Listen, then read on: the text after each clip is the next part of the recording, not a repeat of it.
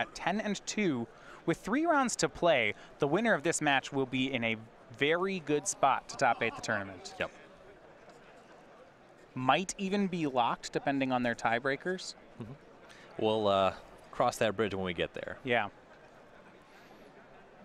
And players start with lands. No, so I play a lot of black-green. This matchup to me has always been close. What I like, at least game 1, I actually like Jacob Nagro's chances here because of his 4 main deck, or because of his cards of like Blossoming Defense in the deck. Defense is really nice. The Greenbelt Rampager actually demands pretty specific cards from the Grixis control deck. We see a attack for 2 from Winding Constrictor and a Walking Ballista. No 3rd land from Nagro, but the Ballista is a 2/2. And Scott does not have a 2-mana kill spell. That's a pretty big win for the energy deck. Something you might be wondering about, a card that may or may not be in Scott's deck. There are no Hour of Devastations in the main deck. Yeah, now maybe there wasn't a 2-mana kill spell because Scott just had the answer at the ready. One of his 2 main deck copies of Sweltering Suns was in his hand, and on turn 3 he cleans up the board. That is the sweeper of choice here, and in most of your matchups in a lot of spots, it is just more efficient and powerful. And Nagro misses again in a big way. Plays Greenbelt Rampager, only gets 1 energy, and just passes. This is a very tough spot for Nagro. He'll make Long Tusk Cub here on turn 5, but he still doesn't have a land. This is an unfortunate thing that happens in games of Magic, and in fact, when we covered Jacob earlier in the weekend, he had similar mana woes. How about this? Jacob just played Long Tusk Cub on 2, and Scott says, with your Cub on the stack, Cycle Sensor. Yikes. So I could counter that, but I won't. And we see Scarab God from McNamara. It's just too many missed land drops for Nagro. Right. You have to have a lot more going on when your opponent lands the Scarab God if you can hope to win the game. On upkeep, Scott will use the Scarab God to eternalize the Long Tusk Cub. This has been the most common timing we've seen from the Scarab God. This lets you get a zombie in response to your trigger, scry 1, and hit your opponent for 1 as well. I've been interested about that. For the most part, we've seen players do this on upkeep. And Scott has multiple Glimmer of Genius in hand. The thing is, the Scarab God, it just wins games on its own.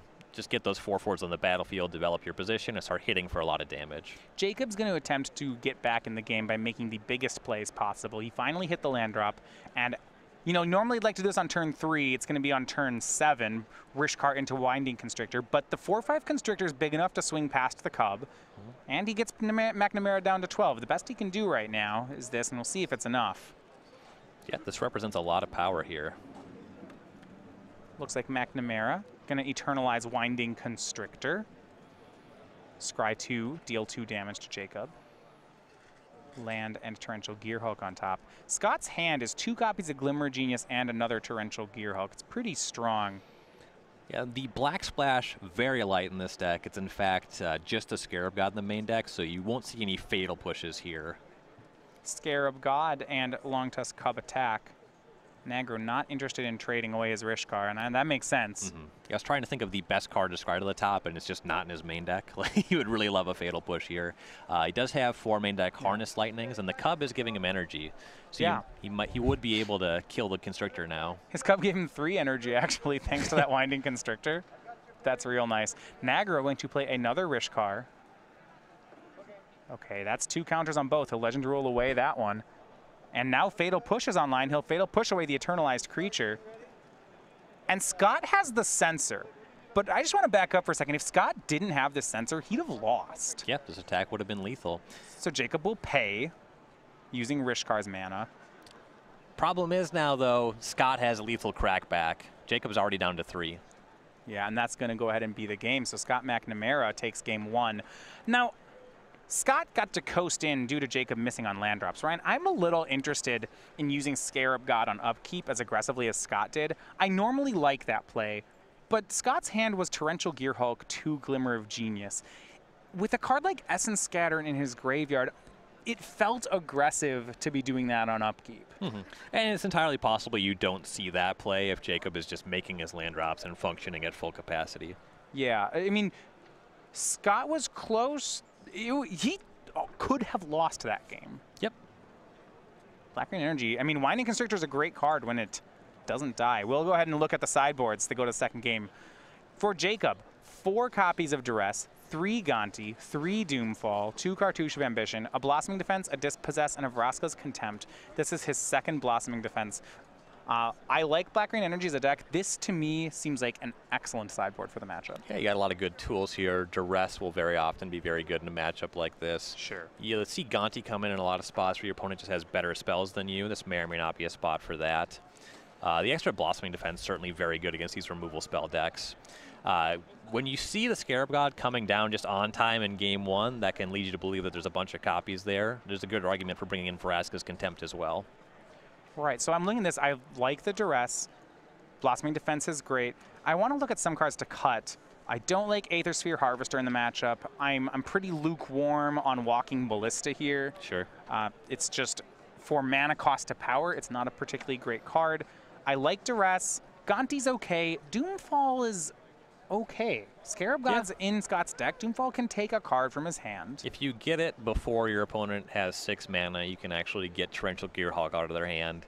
It does lose a lot of power level as we move into the late game, but that's true of any kind of discard effect.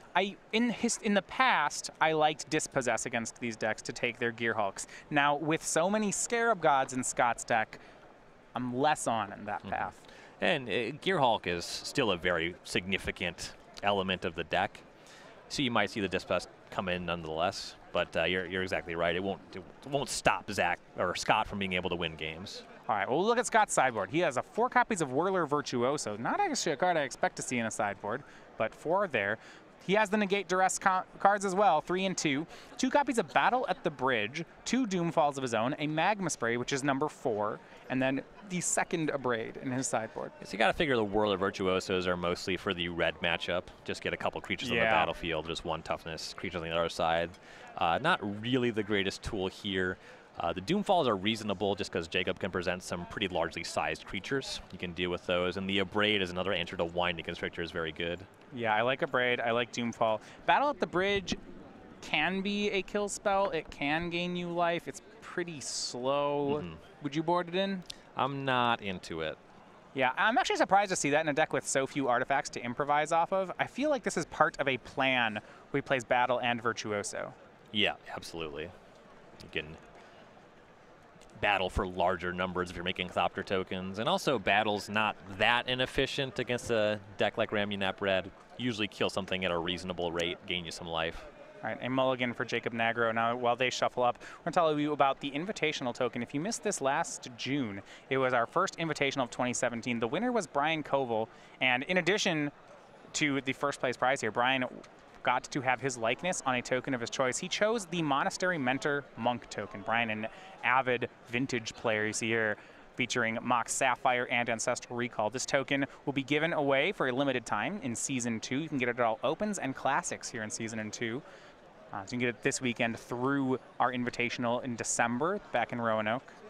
If you can't make it out to one of our Opens, we'd like to see it here, but we understand if you can't. Any order from the Star City Games store will ship with one of these tokens as well. Say you're buying some Judge promos on the weekly sale. Judge promo's got to be at least $5. I don't think that's a problem. Yeah, I can't think of any that'd be worth less than that. Let's say another mulligan for Jacob. This is his second trip to the feature match area. I don't know if we've seen Jacob play a 4th land. I guess he played 4 on the last turn that game. The last time he was here, it was a similar story. Yeah. Clearly he's been winning a lot. We just have not really seen his deck perform on camera, which is unfortunate. Yeah, he has 10-1 off camera so far. That's great. Even with a loss here, he's live for top 8.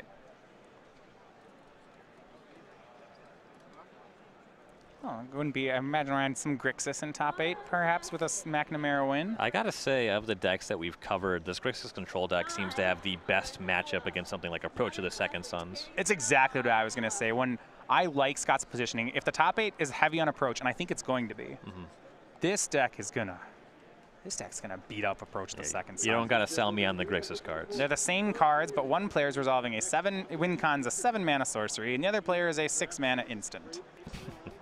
I like the second one.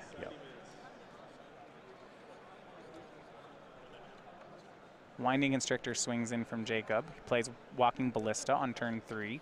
So despite only on 5 cards, he's got a lot of good things to do here as he casts Attune as well. Now he Problem is he's down to 1 card, but Scott actually hasn't done anything yet. Yep. Now here's the check for the turn 3 Sweltering Suns.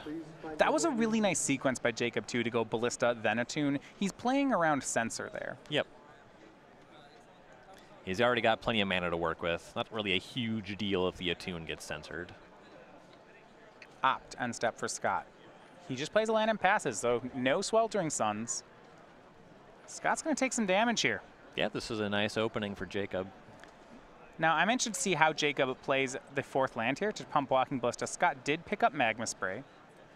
Jacob swings, tries to pump, and Scott gets him with the Magma Spray. Jacob will shoot for 2. There was a chance to avoid that for Jacob.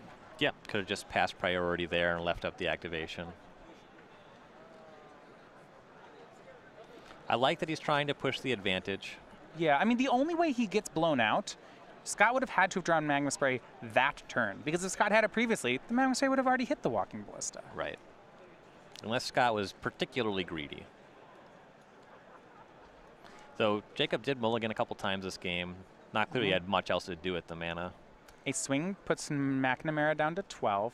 Jacob's going to try for Glint Sleeve Siphoner, and Scott's going to disallow. Yep, that was a good one to counter. Yeah, Jacob only has 1 other card in hand, and he'll cast it. It's Walking Ballista. Now, keep in mind, there's some mana issues here for Scott. He had to use an Aether Hub to cast that disallow. He only has single blue, and he's down to 1 energy on these hubs. His deck is not flush with ways to make more energy either. He doesn't have a ton of double blue spells. It's those disallows, it's Torrential Gearhulk. The basic island will cast most of his spells. A Braid takes down Winding Constrictor.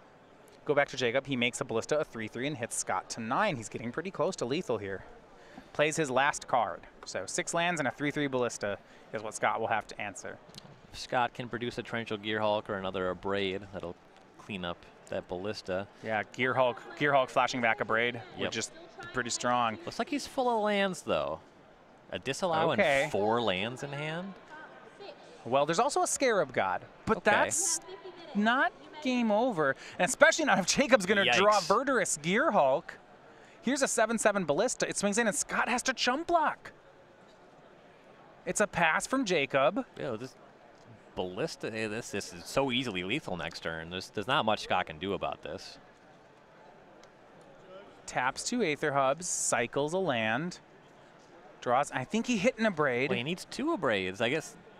Yeah, you can't Abrade either of these creatures and actually survive next turn unless you have something for the other.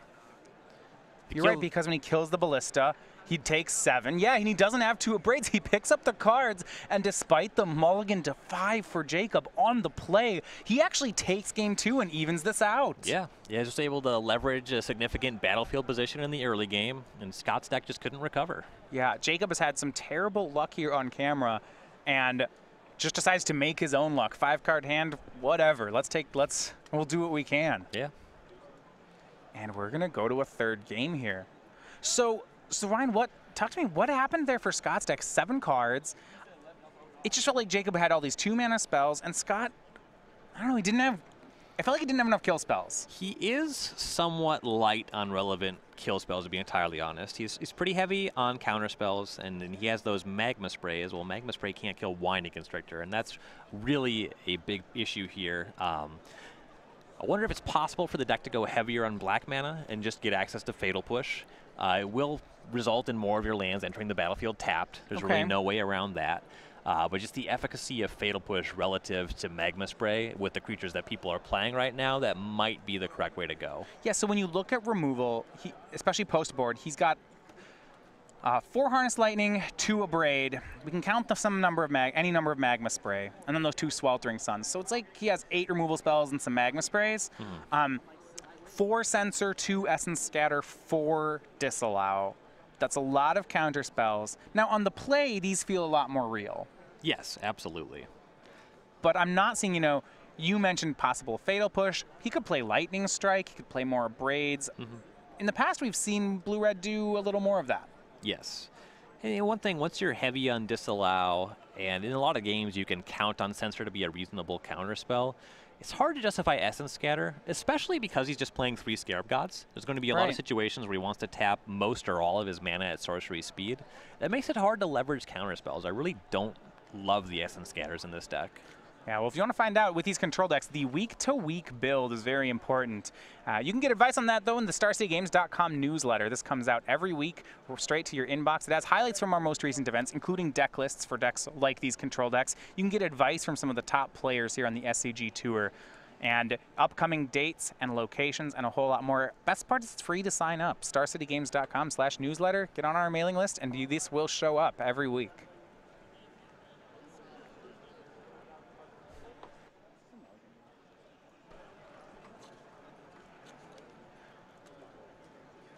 Yeah, and I like your point with Scarab God. I really like the card, but it encourages you to play creatures at sorcery speed. So I would not want to have these 10 counter spells with it. I wouldn't. I mean, I like some disallow. I'm not 4. I'm very into 4 Censor, and sure. I think you definitely want 4 disallow in the 75. I think 4 in the main deck is forgivable. It might be something like a 2-2 split or even a 3-1 split. Yeah, that's whatever. But this 9th and this 10th counterspell, I think we're going a little bit overboard. Well, especially with the creatures that are seeing play right now. So let's compare. He's got 2 Essence Scatters where he could be playing 2 more Braids. How many creatures are people regularly playing that don't die to a Braid right now? There are some that are big ones on that test that Essence Scatter is very good against. For example, Hazoret. You want to have a counterspell there. But 8 counterspells is a lot. This is a pretty good density for that. Game number 3. Scott gets 2 lands in play. Jacob had a turn 1 Greenbelt Rampager. Then he'll go for Long Tusk Cub. We do get to see some advantage. Scott's deck's so much stronger on the play because the cards like Censor and Essence Scatter get value. Here's Long Tusk Cub. It looks like Scott's debating between Censor and Magma Spray. He'll convert the Magma Spray while he can. Yeah, any window for Magma Spray in this matchup, I think you just have to jump on. Jacob's deck's really good at invalidating that card. Doomfall drawn for Jacob. It's good in the matchup, but there's a problem here. It feels like Jacob's mana has never cooperated. It's 3 basic forests. He doesn't have black yet. He will tap green twice to make this Greenbelt Rampager. And Scott decides the window for Censor has passed. 4th land says go. Yeah. Rishkar from Jacob. This would have been a time for Censor. And it is. It is. Scott has another. So Rampager swings for 3. Jacob's lands again not cooperating. No green mana, he'll pass. Or no black mana, rather. 5th land for Scott. Could hold up Glimmer, cast Scarab God. And with the mana down, Jacob has a turn. To Doomfall the Scarab God. Yeah, I like this a lot. Attunes, finds the swamp. This is good. Jacob's board presence, I think he'd like it to be bigger. He really... He would like it if he had another creature in play. Yep. Though we've covered him, this is our 2nd time covering him. He's just done a great job of leveraging the cards that he was dealt. You know, this is the best he can do. That Edict effect, target opponent exiles a creature he or she controls. They pick, but Scott only had 1 creature, so Scarab God is gone. Greenbelt Rampager swings in for 3. Scott down to 14. He will cast Opt. He's looking for a land drop. Hand Glimmer of Genius, Torrential Gearhulk. A lot of cards in waiting. Yeah, those are good holdings. And there's the land 6. It is a tapped land. So he'll have a Glimmer on end step here. He's going to... I suppose once you get the Gearhulk down, that's a very good answer to the Greenbelt Rampager. His deck doesn't have a lot of removal spells that hit it, so if Jacob has like another Doomfall and can get the Gearhulk out of the hand, that'd be a big win for him. Yeah. Jacob's going to cast Winding Constrictor. Then he'll attune, get a bonus energy to send him up to 5 thanks to the snake. Gets another swamp, 2 mana remaining. He does have that second Doomfall you mentioned in his hand. Now, if you're on Jacob's side, or if I was playing his deck, I would think, what are the odds my opponent has Hour of Devastation in his deck? Right now, do you have a good feel for, like, what's the stock Grixis, blue-red? I know there's no stock list, you know, but yes, no, maybe. What's your feeling? You've seen a lot of counterspells. You've seen Sweltering Sun specifically. Those sweepers kind of compete for the same slots. And Essence Scatter is certainly the kind of card that goes in a flex slot. So once you see Scatter and Suns, you're thinking, maybe not. And also Scarab God as well. Scarab God does not play super well with Hour of Devastation, so that's kind of a tell. Scott Unstep Glimmers says go, leaving up 6 mana, not really hiding what he's up to. Right. 3 creatures in play for Jacob. So I want to look at the options for Torrential Gearhulk in the graveyard. He has Opt, Censor, Magma Spray, and Glimmer of Genius. So I'm Jacob. I don't want to play a 5-drop into this board. That would be Gearhulk censored. Gearhulk Magma Spray seems whatever. It's fine. The Longtusk Cub can grow to a 6/6, so blocking with Gearhulk's not terrible. So we'll go for Rishkar. I like this splitting the difference. Make the Rampager large enough to engage in combat with the Gearhulk as well. Yeah, he'll target Winding Constrictor and Greenbelt Rampager. So he's taking the approach of trying to make all the creatures evenly powered as close as he can. Those energy reserves there pump Cub, so he'll pump the other 2. Gearhulk can only block one thing. This is a good line. Yes. You've got to figure that if this all resolves, Jacob will just hang back with the Winding Constrictor. And if Scott casts Gearhulk, it's a window for Jacob to cast the Doomfall. Just use the Winding Constrictor mana. You're right. That does make green mana. I was going to say, if he swings with the 5/6, Scott has Gearhulk into Magma Spray to kill Greenbelt Rampager. Sure. You could just hang that one back for that reason as well. Well, if you have the... Maybe it's worth it. Yeah, if you just attack with the Cub, you might not see the Gearhulk this combat step. Right. He'll swing all. Here is Torrential Gearhulk. Jacob, I'm pretty sure Jacob saw this one coming. So Scott's going to go for the play on Greenbelt Rampager, looks like. So Gearhulk flashing back Magma Spray. Gearhulk blocks Greenbelt. Jacob's going to spend all his energy making Cub into a 6/6. Right, he comes across for a lot of damage. Yeah. How many Torrential Gearhulks have been cast with Glimmers in graveyards but are choosing other cards? Scott's down to 1 on the swing. It's just you're never going to get that square. I'm amazed at how difficult that square has been. Scott down to 1 on the attack. And it is hard for Grixis to deal with a very large Longtusk Cub because you mentioned no cards like Fatal Push. Also, it's just hard to deal with 2 cards. Scott's deck does not have much in the way of 2-for-1s on the battlefield. No Hour of Devastation here. Sweltering Suns would only kill the Rishkar. So here's another Gearhulk for Glimmer Genius. He's going to lose the game, but at least he did that on the way out. Solid one for you there. Thank you, Scott. Gearhulk into Glimmer. He figures if he can hit Magma Spray, he can get rid of Rishkar. Sure. I guess Doomfall would still get him. Yeah. Land from Jacob, Doomfall. And Scott will extend the hand. And what a comeback here after the mulligan to 5 on game 2. Then Jacob Nagro managed to take game 3 despite missing black mana for so long. His deck's not cooperating still, but Jacob made the best of what he had, and he got the win. With black-green energy, he improves to 11-2.